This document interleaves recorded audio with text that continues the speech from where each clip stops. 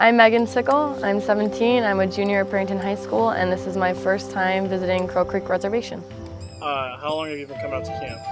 For about 5 or 6 years. What do you like best about camp? Getting to see the Barrington group come down because they're always so generous, and every time they come down, the first time you come, you just want to come back every single time.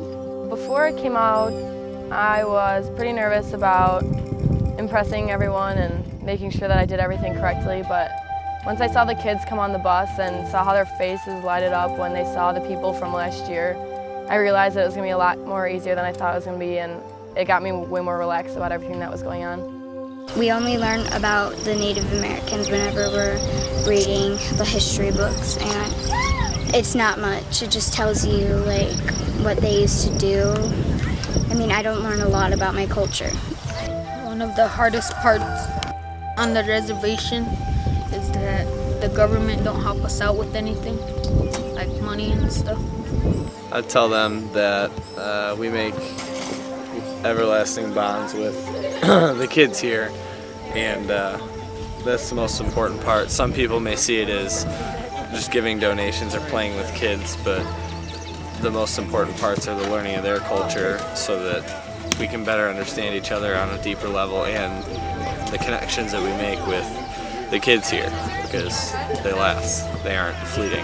This week I'm most excited to connect with people that I had originally thought have nothing in common with me, but I hope will, like, from their stories and from their culture, will realize that we do have some things in common, but some things that are just completely opposite, and connect with kids and people that I've never met before.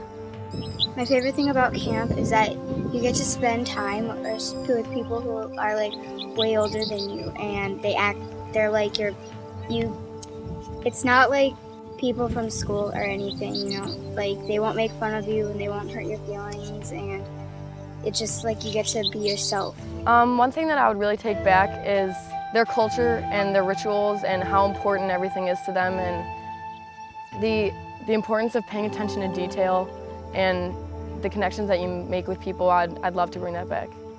The fact that they have us participate in some of their most sacred ceremonies, it's humbling, and I feel honored, because it's amazing that despite all the history that people know and a lot of people don't, because it's amazing that they still trust white people to come here and play with their kids and participate in their ceremonies and all those sorts of things. So it's truly amazing. And my thoughts on their circumstances are really just that it's amazing to come out here and see people that have maybe not even 1/4 of what the people where I live have, and they can be twice as happy and twice as willing to do everything. They just are so excited about life, and they pay attention to every detail, and it's just really amazing to see the different qualities of life that they have, and yet they still are as happy, if not happier, than anything that I'm usually used to. I have cried already about it because I've met some really nice people here, and they're like super nice, and they're just like all the other people.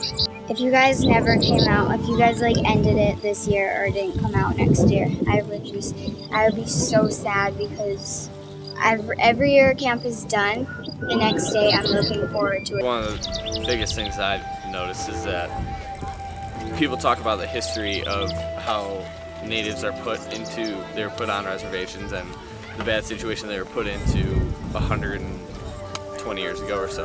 But people don't ever really think about, okay, well, what are they doing now?